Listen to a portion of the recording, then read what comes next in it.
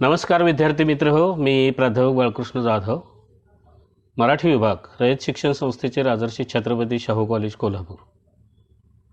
आज आपण BA भाग 1 कंपल्सरी मराठी पाठ्यपुस्तक शब्दसंहिता अभ्यासपत्रिका क्रमांक 2 सेमिस्टर 2 या शब्दसंहिता नावाच्या पाठ्यपुस्तकामध्ये समाविष्ट असणाऱ्या महात्मा फुले यांच्या 2 कविता आपण पाहणार आहोत। त्यापैकी पहिली जी आहे ती म्हणजे मानवांचा धर्म एक, ती आज आपण पाहणार आहोत। या नुसत्या एका कवितेच्या संदर्भामध्ये आपल्याला खूप काही बोलता येईल, इतकी ही व्यापक अशा स्वरूपाचा आशय मानवी जीवनाच्या दृष्टीनं आपल्या समोर ठेवणारी अशी ही कविता आहे। ही केवळ एक कविता नाही की महात्मा फुलेंनी जी काही अखंडांची रचना केलेली आहे त्यामध्ये मानवांचा धर्म एक या सदराखाली जो पहिला विभाग आहे त्यामध्ये जवळजवळ 19 अखंडांचा समावेश आहे आणि त्यातले हे पहिले 2 अखंड आपल्याला या अभ्यासक्रमामध्ये नेमलेले आहेत असं तुमच्या लक्षात येईल। असो तर पहिल्यांदा आपण महात्मा फुले यांच्या जीवनचरित्राचा थोडक्यामध्ये परिचय करून घेऊ।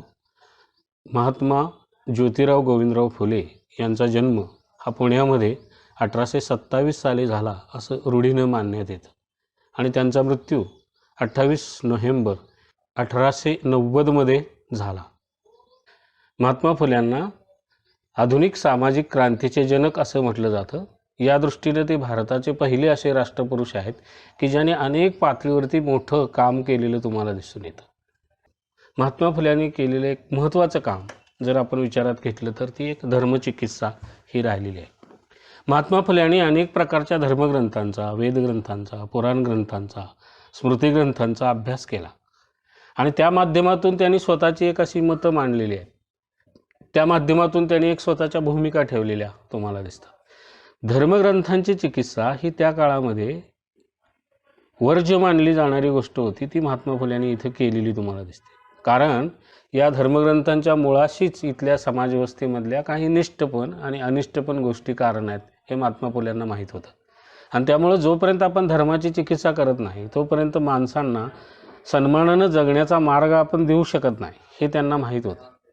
आणि एवढंच नुसतं माहीत होतं असं नाही, तर ह्या गोष्टीतला फोलपणा जर आपण समाजासमोर ठेवला तरच समाज एका नव्या विचाराला, नव्या आधुनिक विचाराला प्राधान्य देईल, त्याचा स्वीकार करेल आणि मग सामाजिक क्रांती घडेल असा एक व्यापक दृष्टिकोन धर्मचिकित्सेच्या पाठीमागं महात्मा फुलेंचा असलेला तुम्हाला दिसतो।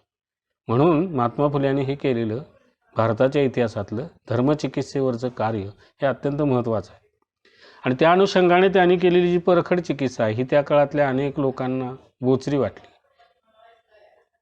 त्यांच्या वर्मावरती घाव घातले गेलेत असं त्यांना वाटलं आणि त्या अनुषंगाने फुल्यांच्यावरती खूप अशी टीका पण त्यावेळच्या काळामध्ये झाली।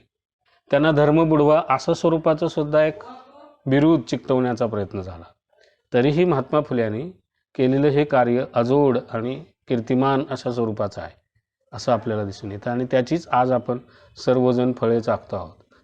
तर त्यांना धर्मचिकित्सा करणं ही अशा अर्थानं महत्त्वाची गरज वाटली। त्याचं कारण असं होतं की लोकांच्यावरती धर्माच्या माध्यमातून असे काही विचार बिंबवले गेलेले होते, त्यामुळे इथल्या अनेक अनिष्ट गोष्टींना बळकटी प्राप्त झालेली होती। त्या अनुषंगाने जर विचारात घेतलं तर आपल्याला शब्द प्रामाण्यवाद, अनिष्ट रूढी प्रथा परंपरा, कर्मकांड, अस्पृश्यता, जातीय विषमता, पुनर्जन्म, पूर्वसंचित, ईश्वरी संकेत, स्वर्ग नरकाच्या संकल्पना, ईश्वराच्या अस्तित्वाच्या संदर्भामधली मतमतांतरे आणि या सगळ्या माध्यमातून इथल्या साध्या बोळ्या बहुजन समाजावरती लादलेल्या अनेक प्रकारच्या जाचक अशा स्वरूपाच्या प्रथा परंपरा, या सगळ्यांच्या संदर्भामध्ये जर आपल्याला बोलायचं असेल तर धर्मचिकित्सा ही गरजेची आहे असं आणि त्या अनुषंगाने जी इथली धर्मव्यवस्थेनं सांगितलेली ही ईश्वर निर्मित वर्णाधिष्ठित व्यवस्था आहे त्या संदर्भात आलेले जे धर्मग्रंथांचे विचार होते त्याच्यावरतीच महात्मा फुले यांनी प्रखर हल्ला चढवलेला तुम्हाला दिसतो आणि पुन्हा त्याच धर्मग्रंथांच्या आधारे महात्मा फुले यांनी काही तर्कानुमानाच्या पातळीवरती काही विषय ठेवले गेलेले होते, म्हणजे आर्य आणि अनार्याच्या संदर्भामध्ये। त्या संदर्भातली गंभीर चर्चा आजही मानवशास्त्रांमध्ये चालताना तुम्हाला दिसते।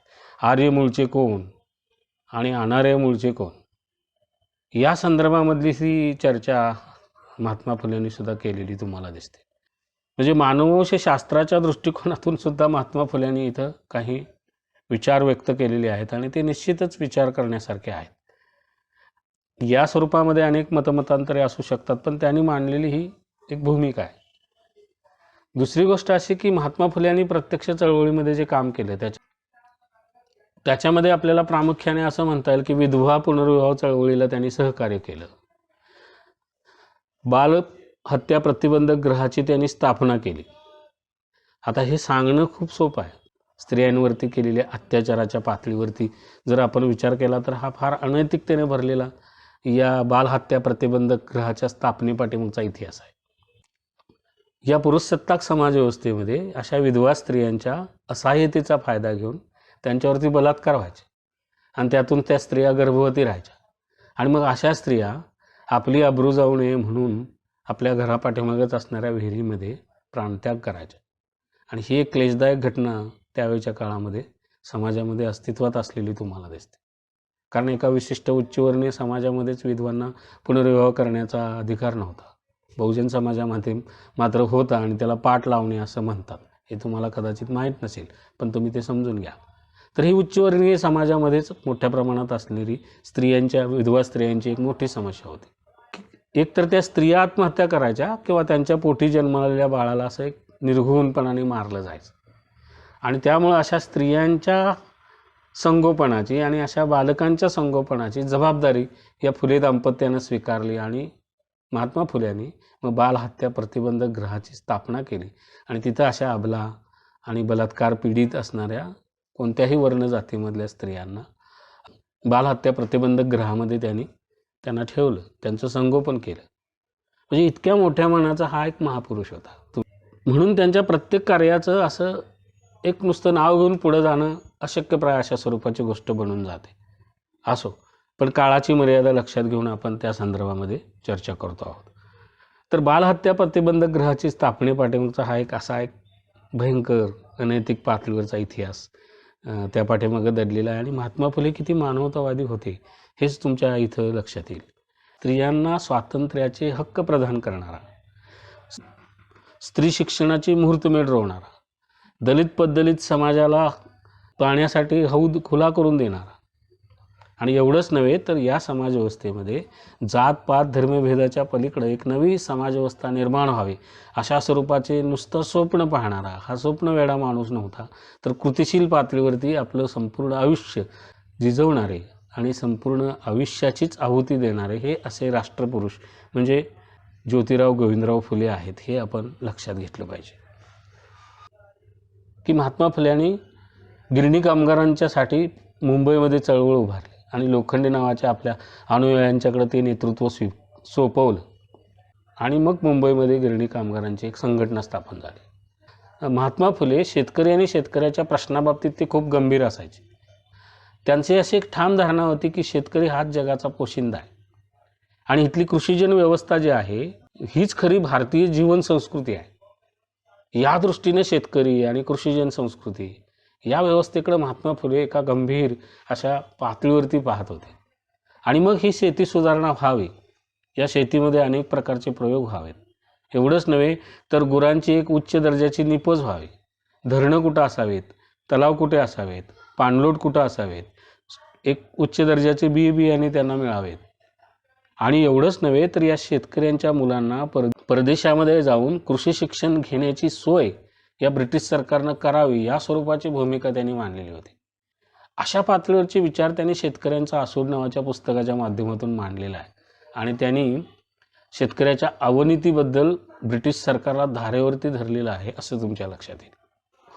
शेतकऱ्यांना असं संघटित करणं आणि त्यांच्यामध्ये एक उठाव निर्माण करण्याची भावना निर्माण करणं, आणि या अनुषंगाने शेतकरी संघटनेचे जनकत्व सुद्धा महात्मा फुले यांच्याकडे जातं. तर असे एक महान राष्ट्रपुरुष की ज्यांच्यामुळे आज आपण मुक्त असा श्वास घेऊ शकतो. अनेक पातळीवरचे हक्क अधिकार आपल्याला मिळालेले आहेत आणि ह्या आधुनिक जगाचा आपण एक अनुभव घेतो आहोत. त्याच्या पाठीमागं महात्मा फुल्यांच्या आणि सावित्रीबाई फुलेंच्या कार्याची एक ऐतिहासिक कामगिरी त्याला कारण आहे.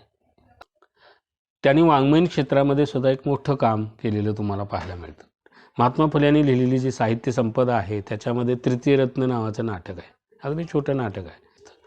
छत्रपती शिवाजीराजे भोसले यांच्या जीवनावरती त्यांनी पोवाडा लिहिलेला आहे. पाण्यामध्ये मासा खेळे सांगा त्याचा गुरु कोण, अशा स्वरूपाचा एक खोचक प्रश्न या पोवाड्यामध्ये येताना तुम्हाला दिसतो. आणि विद्या खात्यातील ब्राह्मण पंतोजी, शिक्षण खात्यामध्ये असणारा जो पुरोहित वर्गातील लोक आहेत ते या शिक्षण खात्यामध्ये कशा पद्धतीने काम करतात या संदर्भातला एक पोवाडा त्यांनी लिहिलेला आहे. ब्राह्मणांचे कसब नावाचा सुद्धा एक ग्रंथ त्याने लिहिला. खरं तर तो पद्य ग्रंथ आहे आणि महात्मा फुल्यांची जी अखंड रचना आहे त्याच्या शेवटी तो धनंजय कीर आणि स ग मालशे यांनी संपादित केलेल्या समग्र महात्मा फुले वाङ्मयामध्ये तो तुम्हाला पाहायला मिळेल. त्यानंतर गुलामगिरी नावाचं पुस्तक त्याने लिहिलं.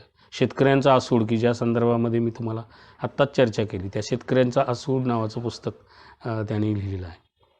मराठी ग्रंथकार सभेस पत्र, सत्सार नावाचे 1-2 अंक त्यांचे प्रसिद्ध आहेत. इशारा नावाचं एक पुस्तक त्यांनी लिहिलेलं आहे. सार्वजनिक सत्यधर्म नावाचा सुद्धा एक ग्रंथ लिहिलेला आहे. तर महात्मा फुले यांच्यावरती संतांचा एक मोठा प्रभाव होता असं तुम्हाला लक्षात येईल. आणि संतांनी निर्माण केलेल्या अभंगाच्या धर्तीवरती त्यांनी अखंड लिहिलेली तुम्हाला पाहायला मिळतील. तर महात्मा ज्योतिराव फुले यांचे जे अखंड आपल्याला अभ्यासक्रमासाठी ठेवलेले आहेत त्या अखंडाच्या संदर्भामध्ये आता आपण थोडीशी चर्चा करू. मानवांचा धर्म एक नावाचा जो अखंड आहे तो आपण पाहणार आहोत. सर्वांचा निर्मिक आहे एक धनी, त्याचे भय मनी धरा सर्व. सर्वांचा निर्मिक आहे एक धनी, त्याचे भय मनी धरा सर्व. न्यायाने वस्तूंचा उपभोग घ्यावा, आनंद करावा भांडू नये. धर्मराज्यभेद मानवा नसावे, सत्याने वर्तावे ईशासाठी. सर्व सुखी व्हावे भिक्षा मी मागतो, आर्यास सांगतो ज्योती म्हणे. हा एक पहिला अखंड मानवांचा धर्म एक नावानं त्यांनी लिहिलेला आहे.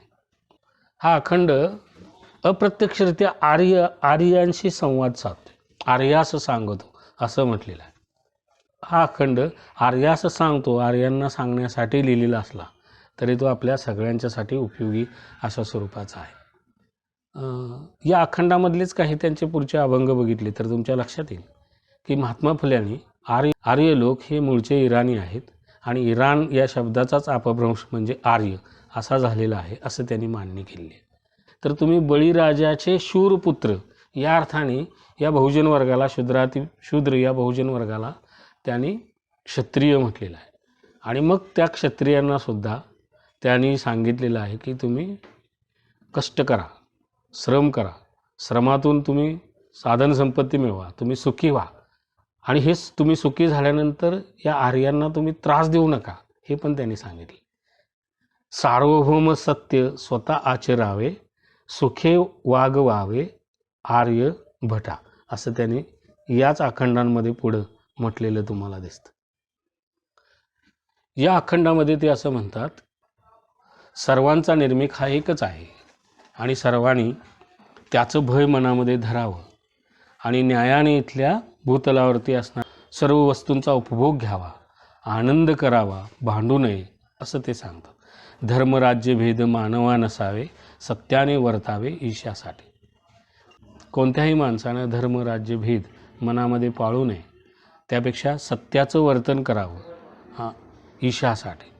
जो निर्मिक आहे त्याच्यावरती आपण जेव्हा श्रद्धा ठेवताना कोणत्याही प्रकारचा जात पात धर्मभेद राज्यभेद असा मनामध्ये न ठेवता सत्याचं वर्तन करावं आणि या निर्मिकाला शरण जावं. सर्वजण या भूतलावरती सुखी व्हावेत अशी भिक्षा मी या निर्मिकाच्या जवळ मागतो आहे अशा स्वरूपाचा विचार त्यांनी इथं व्यक्त केलेला आहे.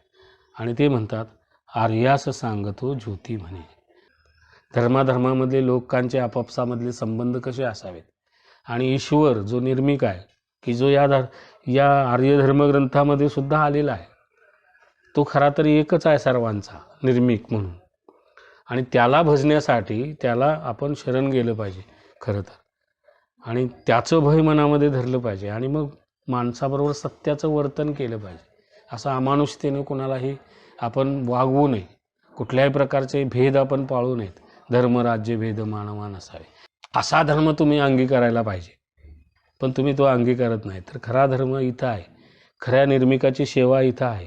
या निर्मिकाच्या माध्यमातून आपण सत्यवर्तन केलं तर आपण सर्वजण सुखानं राहू शकतो. आणि हीच मागणी आता मी ईश्वराकडं भिक्षेच्या स्वरूपात केलेली आहे, असं महात्मा फुले इथं सांगतात. आणि मग पुढं ते असं म्हणतात, निर्मिकाने जरी पृथ्वी एक केली, वाही भार भरी सर्वत्रांचा. आणि ही निर्मिकाने निर्माण केलेली ही एकच पृथ्वी असेल आणि ती आपल्या सर्वांचा भार वाहत असेल. तृण वृक्ष भार पाळी आम्हासाठी, फळे ती गोमटी छायेस. तर या पृथ्वीवरती आपण कसं राहिलं पाहिजे हे सांगताना महात्मा फुले असं म्हणतात, सुखसोयीसाठी गरगर फिरे, रात्रंदिन सारे तीच करी. मानवांचे धर्म नसावे अनेक, निर्मिक तो एक ज्योती म्हणे. तर मग समाजातल्या प्रत्येक माणसानं आपण पृथ्वी तलावरती कसं राहिलं पाहिजे, की जी ही पृथ्वी निर्मिकानं निर्माण केलेली आहे, की जी आपल्याला छायेसं गोमटी फळं देते, आपला भार उचलते आणि आपल्याला सुखी ठेवण्यासाठी प्रयत्न करते. या प्राणीमात्रांच्या सुखसोयीसाठी आणि कल्याणासाठी ही सगळी पृथ्वी अवकाशामध्ये रात्रंदिवस गरगरा फिरते आहे आणि तीच सगळं आपल्याला हे सुखाचं जीवन प्रदान करते आहे. तर ह्या पृथ्वी तलावरती आपण माणूस म्हणून जगत असताना कसं जगावं, तर मानवाचे धर्म नसावे अनेक, निर्मिक तो एक ज्योती म्हणे. खरं तर मानवांचे अनेक धर्म असण्याची गरज नाही, कारण सर्वांचा निर्मिक हा एक आहे. या निर्मिकानं अवकाश निर्माण केलेला आहे, या निर्मिकानं अवकाशामध्ये पृथ्वी निर्माण केलेली आहे आणि या पृथ्वीवरती सर्व प्राण्यामात्रांना त्यानंच जन्माला घातलेलं आहे. आणि अशी पृथ्वी आपल्यासाठी सुखसोयी देत आहे. त्या सुखसोयीचा अनुभव आपण परस्परामध्ये न भांडता घेतला पाहिजे. सत्याचं वर्तन आपण आपल्या मानवी जीवन व्यवहारामध्ये केलं पाहिजे आणि त्यासाठी आपण निर्मिकाचं भय धरलं पाहिजे.